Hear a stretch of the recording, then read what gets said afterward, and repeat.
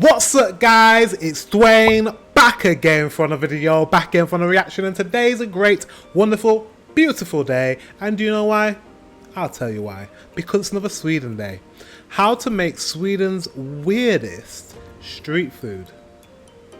Without further ado, let's get into this reaction. Let's go.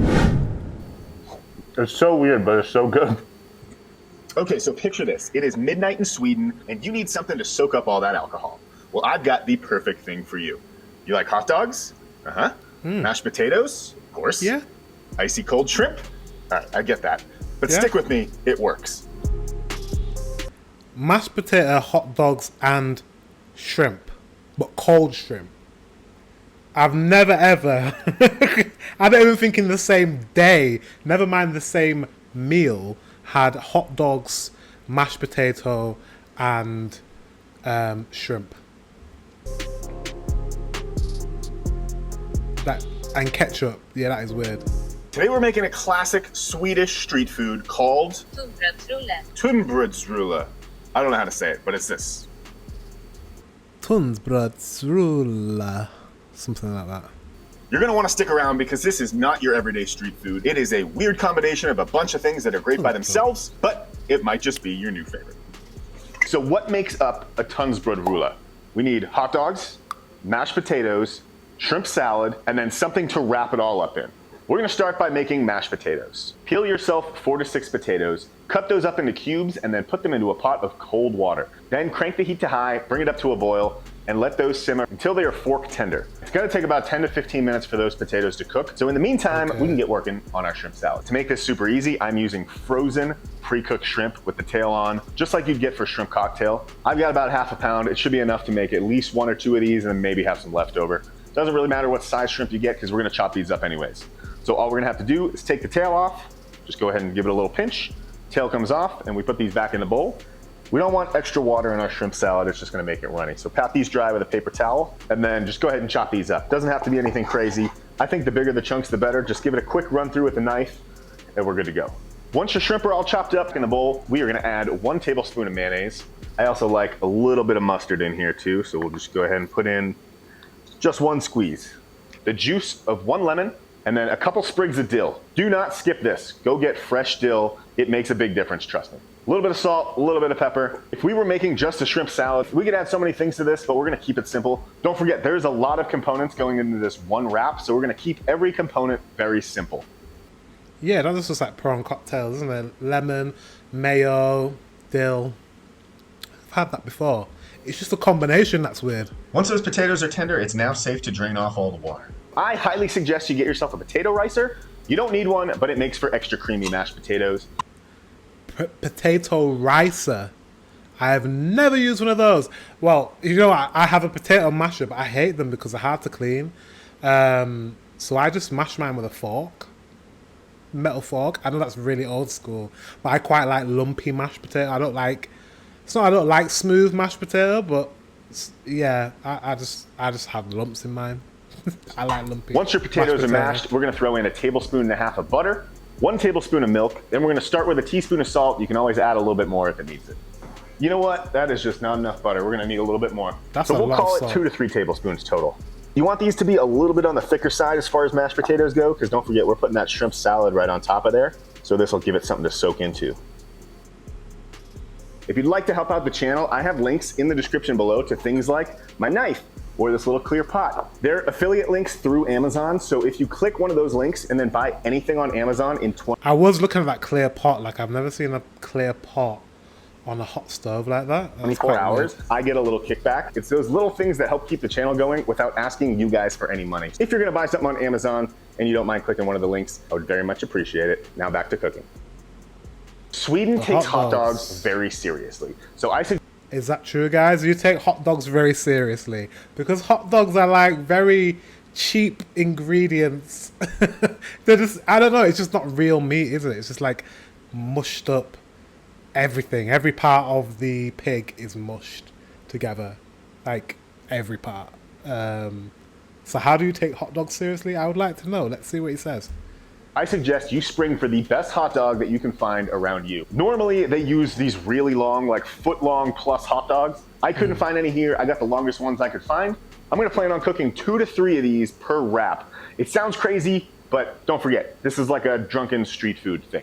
Cook your hot dogs however you normally like to cook it, whether it's boiled, microwave, grilled. I'm gonna cook mine in my cast iron skillet over medium heat, just so they're heated all the way through and they get a little bit of color. Now we can put this all together. But there's one more crucial part, the bread. A lot of recipes I've seen people say use tortillas. I don't agree with that. Okay. The word Tunnbrödsrulle means thin bread roll. I guess. So he doesn't agree that he's not Swedish. So I'm asking you guys, is this true? Do you use tortillas, or do you use something different? A tortilla would work, but I found an even better substitute. If you go to Trader Joe's and you get their lavash bread, this is one of the closest things that you could find. It is a very thin wheat bread, and I think it works perfectly. Okay. So put this together. I like to take a little bit of butter, rub it all over that lavash bread, and then just warm it up a little bit. You could do it in a low oven.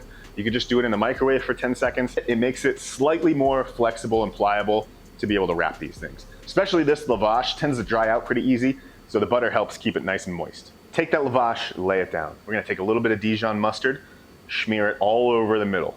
Then get a good scoop of your mashed potatoes, plop those right down. You could do this horizontally, you could do a catty corner. Cooked hot dogs, go in, kind of make a little pocket for that shrimp salad. Then next, I'm gonna do a little bit of mixed greens in here, kind of balance out some of those other calories. We're not done yet. Shrimp salad goes right in the middle of those hot dogs. I like a little bit of raw onions for some crunch. Then we take a little bit of ketchup. If you want to get crazy, you could use curry ketchup. I'm using regular ketchup. Make a little design on the top there. Then comes my favorite part, these French fried onions going right on top. Don't be shy, don't be shy. Never did I say that this was going to be healthy. In fact, if you want to know how many calories are in this one portion, I can just imagine how many calories. A lot. Yeah, I don't know, guys. I would try it. I don't know, maybe I'm missing out. I just never had those combinations of flavours. Like a pork sausage with prawn cocktail, with crispy onions, lettuce and stuff, and like in a wrap. It's just not a combination of flavours I've ever had. However, that being said, I do like weird combinations of flavours. Like, I used to like getting like bread, you toast it, you put jam on the bread, and then you know the burger cheese, you know that plastic burger cheese, you know what I'm talking about, the little square cheese that you get on a burger like normally. Put that on the jam and the toast and make it into a sandwich, cut it in half. Mwah. Bella I don't even know what that means, but it tastes really good. I swear, honestly, if you haven't tried jam and cheese toasties, I don't know, you're missing out. Delicious. So I get weird combinations of foods. I do. I mean, I'm not averse to sweet and savoury and putting different meats together and all that. So I would try it. When I come to Sweden, I will give it a go. Although it wouldn't be my first option of foods. But now that I know that's something that you guys like, when I go to Sweden, I will try the Tunnbrödsrulle. Tunnbrödsrulle. I don't know how it's said, because he said it. I don't know if he says it correctly, so I'm just guessing in my head how it might sound. But I will try that. I'm going to put them in the description below. Beware, you may not want to look. To roll this up, we're going to fold the bottom up, fold those sides in over each other. Now you've got the perfect Tunnbrödsrulle to soak up all that alcohol. That bread's terrible.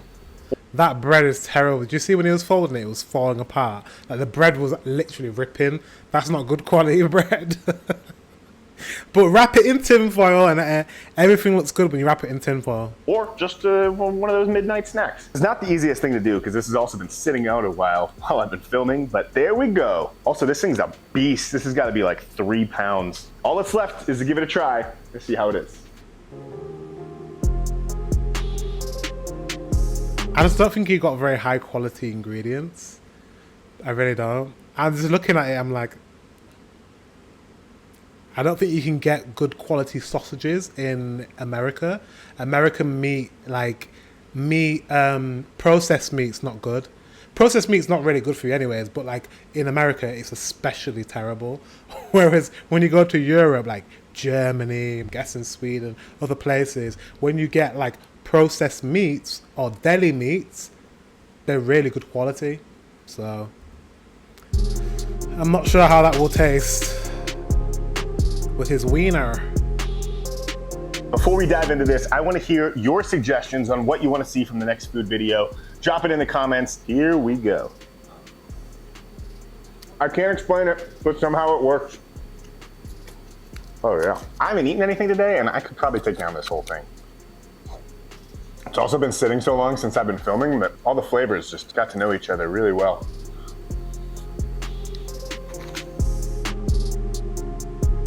It didn't. I don't know. It didn't look appealing.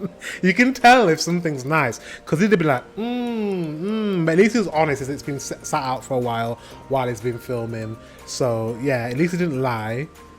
And he said he's hungry, and when you're hungry, you'll eat anything. So just like, I'm sure he made it work.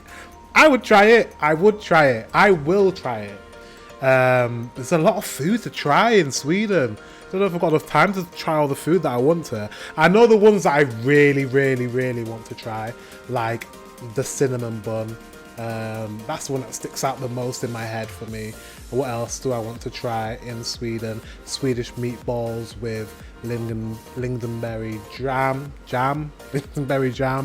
mashed potato, that whole thing. I want that. Those are the two main ones that stick out for me. Oh, and Swedish pizza. I need to try Swedish pizza with all the various random toppings on there. So that's 3 things. So this could be the 4th. Might be the 5th or 6th. I think there's going to be some other things that I'd rather try before this one. But yeah, I'll give it a go. Guys, thank you very much for watching. Until the next one, I will see you very soon.